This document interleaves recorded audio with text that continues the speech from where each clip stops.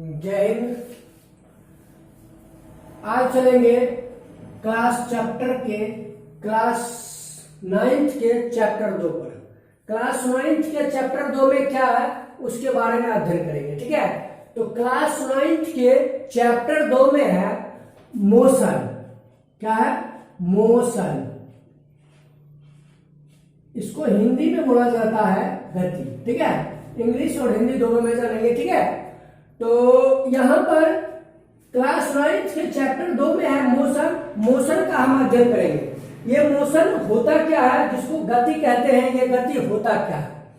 तो हम एक एग्जांपल लेते हैं, गति का एक एग्जांपल लेते हैं। जैसे कोई ट्रेन है, इस प्रकार का कोई ट्रेन है। ठीक है, ये ट्रेन चल रही है, इसके नीचे में क्या रहता है? पटरी रहता है। ध्यान दीजिए, क्वेश्चन को फोकस कीजिए। ये ट्रेन है मेरा और इसके नीचे क्या है? एक पटरी है। अब ये पटरी है और यहां पर एक प्लेटफॉर्म बनाया हुआ है। ठीक है, यहां पर एक क्या बना दिया? प्लेटफॉर्म बनाया हुआ है। यहां पर अब देखिए किसकी अपेक्षा हमको क्या बोल रहा है। यहां पर जो ट्रेन है वह किसमें है? गति में है। किसकी अपेक्षा गति में है? पटरी और प्लेटफॉर्म की अपेक्षा क्या है? गति में है। ये पर ट्रेन जो है यह किसमें है? गति में है। किसकी अपेक्षा? तो पटरी और स्टेशन की अपेक्षा ट्रेन गति में है। अब हम इस पर बैठे हुए हैं। ठीक है, अब हम इस पर क्या हुए? इस पर बैठे हुए हैं। इस पर हम बैठे हुए। तो अगर हमको पूछा जाए कि ये जो है हम स्टेशन की अपेक्षा किसमें है, तो हम भी स्टेशन की अपेक्षा गति में है। ठीक है, और हम जो है पटरी की अपेक्षा किसमें है? गति में है। ठीक है, यहाँ पर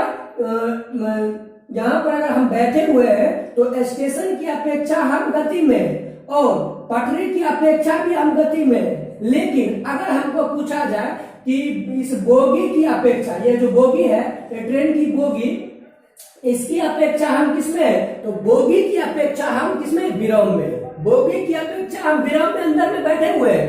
बोगी की अपेक्षा हम विराम में बैठे हुए हैं। लेकिन अगर स्टेशन की बात किया जाए तो स्टेशन की अपेक्षा हम गति में। अगर बोगी पूछा जाए तो बोगी में हुआ, क्योंकि हम जो है अंदर में बैठे हुए एकदम सही मात्रा में। तो ये हमारा हम विराम में हो गए। किसकी अपेक्षा? तो बोगी की अपेक्षा। लेकिन अगर वही प्लेटफॉर्म की अपेक्षा पूछा जाए तो हम क्या हो गए? गति में हो गए। ये हमारा गति होता है और विराम होता है। ये विराम और गति ये दोनों आपस में क्या करते हैं? संपर्क स्थापित करते हैं। अभी तुरंत आपको हम बोले कि हम विराम में है, गति में है, यहाँ पर जो स्पष्ट किए, तो यहाँ पर से यह निकलता है कंक्लूजन कि विराम और गति, विराम और जो गति होता है, ये विराम और गति, ये दोनों जो है आपस में संपर्क स्थापित करता है। क्या करता है? आपस में संपर्क स्थापित करता है। ये दोनों आपस में संपर्क स्थापित करता है। कौन? तो विराम और गति। अब सबसे पहले हम जानेंगे कि ये गति क्या है, क्योंकि मेरा मेन फोकस है गति। पहला चैप्टर का नाम ही है गति, जिसको क्वेश्चन कहते हैं। ये गति क्या होता है, तो हम गति के बारे में अब हम जानेंगे। ठीक है, तो गति जो होता है, यदि किसी वस्तु, अगर पूछा जाए कोई भी वस्तु है, ठीक है, कोई भी वस्तु है, अन्य वस्तु की अपेक्षा समय के साथ परिवर्तन हो रहा है। समय के साथ परिवर्तन हो रहा है। अन्य वस्तु, जैसे ये वस्तु यहाँ पर रखा हुआ है, ये वस्तु समय के साथ इसमें परिवर्तन आ रहा है। कभी यहाँ है, कभी यहाँ है, कभी यहाँ है, कभी यहाँ है, कभी यहाँ है। ये घुसकते समय के साथ इसमें परिवर्तन हो रहा है अन्य वस्तु की अपेक्षा। ये यहाँ पर रखे हुए हैं, ये वस्तु घुसकते जा रहा है।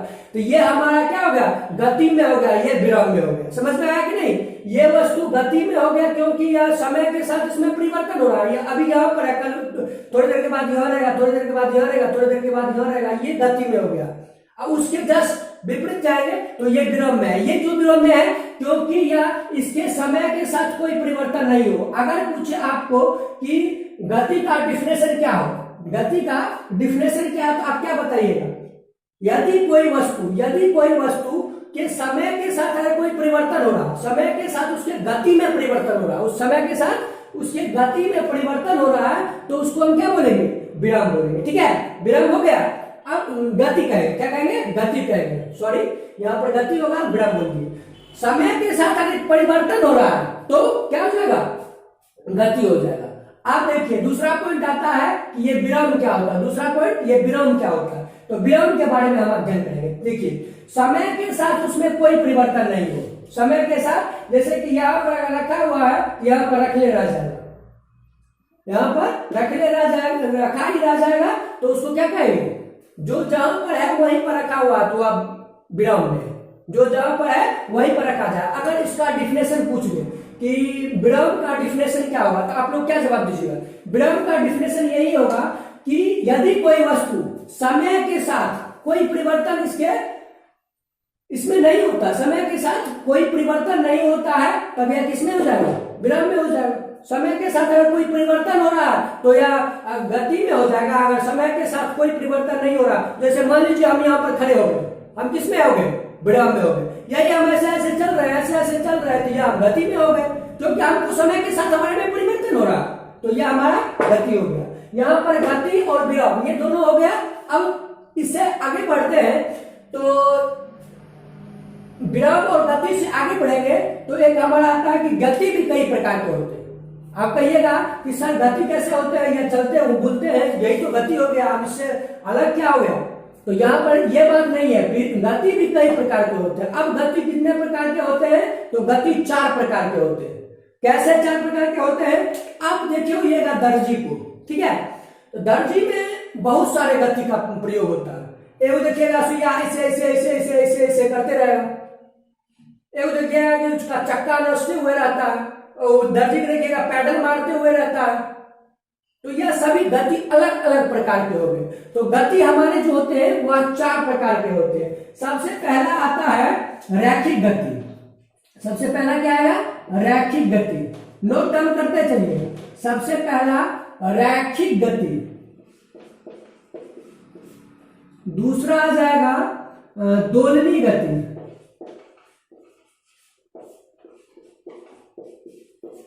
तीसरा आ जाएगा वृत्तीय गति,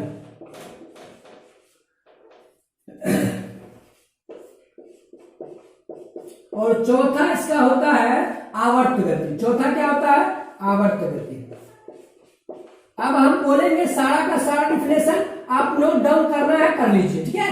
चलिए सबसे पहले आया कि रैखिक गति किसको कहते हैं, ठीक है। रैखिक गति, दोलनी गति, आवर्त गति और वृत्तीय गति, ये चारों प्रकार के गति किस प्रकार के होते हैं, ठीक है।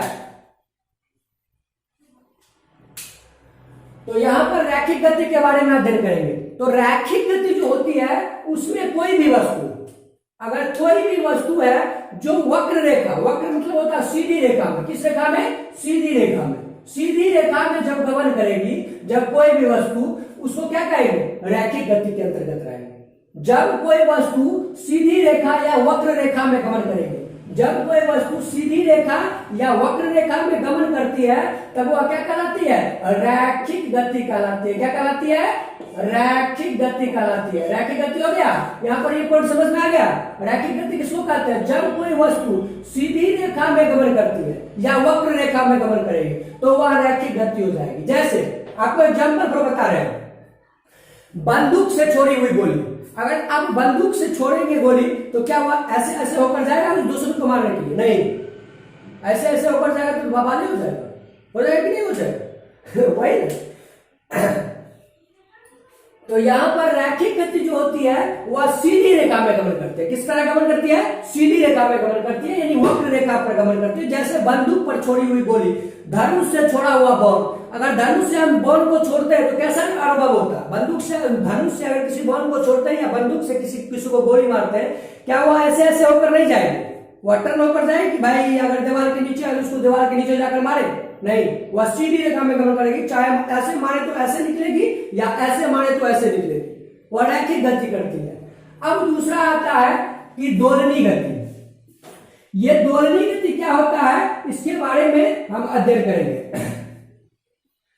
इसमें जो है वस्तु, इसमें वस्तु जो है एक निश्चित बिंदु से, दोलनी गति में इसमें वस्तु, तो हम दोलनी गति के उदाहरण पर थे। तो दोलनी गति क्या होता है, दोलनी गति का अभी उदाहरण हम बताएंगे कि दोलनी गति जो होती है वह एक निश्चित बिंदु अंतराल से आगे पीछे चलती है। अब एक निश्चित बिंदु अंतराल से जो आगे पीछे चलती है, उदाहरण के लिए हम मानते हैं कि यह जो है, ध्यान दीजिए, यह एक पेंडुलम है। पेंडुलम की सूरत है पता है? पेंडुलम कहते हैं कि घड़ी, जब आप घड़ी देखिएगा, घड़ी के नीचे में एक पेंडुलम रहती है, वो जो घंटी पर टन समय पर, एक घंटा पर टन टन मारती है, वह क्या होती है, नीचे में ऐसे डोलते हुए रहती है। क्या वो बैटरी पर रखती है? नहीं, बैटरी उसमें नहीं रहता। उसमें जो है पेंडुलम की जो गति होती है वह निश्चित अंतराल पर वह दोहराती है। क्या करती है? वह निश्चित अंतराल पर इधर जाएगी, वह फिर इधर आएगी, इधर जाएगी, इधर आएगी, इधर जाएगी, इधर आएगी। या दोलनी गति के अंतर्गत आ जाता है। ठीक है, या किसके अंतर्गत आया? दोलनी गति। और एक उदाहरण दे रहे हैं, किसका? तो झूले का। अगर एक झूला है, उस पर हम बैठ जाते हैं, वह एक निश्चित समय अंतराल से आगे जाती है, फिर पीछे जाती है, आगे जाती है, पीछे जाती है, आगे जाती है, पीछे जाती है। किसका उदाहरण होगा? दोलनी गति। तो दोलनी गति में, दोलनी गति का अगर डिफरेंशियल लिखना चाहते हैं तो लिख सकते हैं कि वैसी गति, इसमें वस्तु एक निश्चित अंतराल से आगे पीछे होती है, एक निश्चित अंतराल से आगे पीछे होती है, वह दोलनी गति कहलाती है। अब तीसरा आता है वृत्तीय गति। ये वृत्तीय गति क्या होता है? तो वृत्तीय गति वह गति होता है कि जिसमें वस्तु जो है, इसमें वस्तु क्या होता है? वृत्त पर घूमता है। वृत्त इस प्रकार का होता है, इस पर घूमता है। अब कहिएगा कैसे? तो इसमें झूले की गति आ जाएगी। कौन सी गति आएगी? झूले की गति। अब आपके दिमाग में आता हुआ कि अभी तुरंत आप बताएं कि इसमें भी झूले की गति और इसमें भी झूले की गति, ये कैसे संभव है?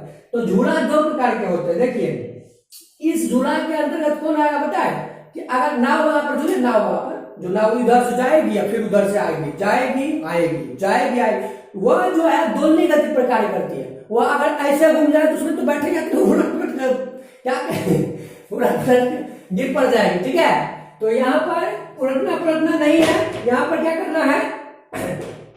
तो दोलनी गति के अंतर्गत क्या आ गया कि यह एक निश्चित बिंदु अंतराल से ऊपर जाएगी, एक निश्चित बिंदु अंतराल से ऊपर आएगी, ये दोलनी गति। अब वृत्तीय गति में भी हम बताएं कि इसमें झूले की गति, इसमें कौन सी झूले की गति आएगी पता है? आकाशीय झूला को झूले बड़ा सा होता है, तार इतना बड़ा होता है, जिसको आकाशीय झूला के नाम से जाना जाता है। वह चारों का से नौचते रहते हैं। उसका डोली जो होता है वह नौचते हुए रहता है और उसको उस पे बैठे यात्री को अनुभव नहीं होने देता, वह नौचता है और वृत्तीय गति करता है। किस प्रकार का गति करता है? वृत्तीय गति। ये भी झूला की गति और ये झूला की गति, दोनों झूला की गति पता चल गया। तो इसमें जो है, इसका अगर डिफरेंशियल लिखना चाहते हैं, किसका? तो वृत्तीय गति का। तो इसमें वस्तु एक वृत्त पर नौचती है। ठीक है, और एक उदाहरण लेते हैं वृत्त वाला। तो इसमें ले लीजिए पृथ्वी जो है, पृथ्वी जो सूर्य का चक्कर जो लगाती है, पृथ्वी जो है किसका चक्कर लगाती है? सूर्य का चक्कर लगाती है। सूर्य के चारों ओर पृथ्वी की गति, सूर्य के चारों ओर क्या होता है? पृथ्वी की गति को क्या कहते हैं? वृत्तीय गति कहेंगे। ठीक है, अब चौथा आता है आवर्त गति। अब चौथा आता है अगर आवर्त गति। ये आवर्त गति होता क्या? ठीक है, आवर्त गति के बारे में हम अध्ययन करेंगे। तो आवर्त गति जो होता है, इसमें वस्तु एक निश्चित बिंदु अंतराल पर दोहराती है। एक निश्चित बिंदु अंतराल पर क्या होती है? इसका डिफिनेशन क्या हुआ? एक निश्चित बिंदु अंतराल पर दोहराती है। कैसे दोहराई? देखिए, यहां से आया, यहां से। अब इसमें सिलाई मशीन क्या जाएगी? क्यों? सिलाई मशीन की सुई कैसे आएगी? सिलाई मशीन की सुई, तो वह सिलाई मशीन की जो सुई होती है वह देखिएगा ऐसे ऐसे ऐसे ऐसे ऐसे ऐसे वह करते रहता है कपड़ा पर, और वह सीते हुए आगे की ओर बढ़ते जाता है। वह निश्चित अंतराल को मारवे करेगा और उसको एक निश्चित समय अंतराल से कपड़ा को खींचा जाता है और वह सीते हुए आगे बढ़ जाती है। तो इसमें कौन आ जाएगा? आवर्त गति। तो इतना आज हम अध्ययन किए हैं क्लास 9 के चैप्टर 2। क्लास 9 के चैप्टर 2 में हमने आज जान लिया कि ये गति क्या होती है और इस गति में कहां से क्या होता है उसके बारे में हम अध्ययन कर लिए कि ये गति विराम और गति क्या होती है, उसके बाद रैखिक गति क्या है, उसके बाद दोलनी गति क्या है, वृत्तीय गति क्या है, आवर्त गति क्या है। उसको हम एक एग्जाम्पल के द्वारा, सारा क्वेश्चन को हमने एक एग्जाम्पल के द्वारा बता दिया गया है। यहाँ पर से आप समझ सकते हैं। अब अगली क्लास में मिलेंगे, इसके आगे विराम यानी कि गति और विस्थापन में गति क्या होता है और विस्थापन क्या होता है, इसके अगले क्लास में मिलेंगे। तब तक के लिए जय हिंद, जय भारत।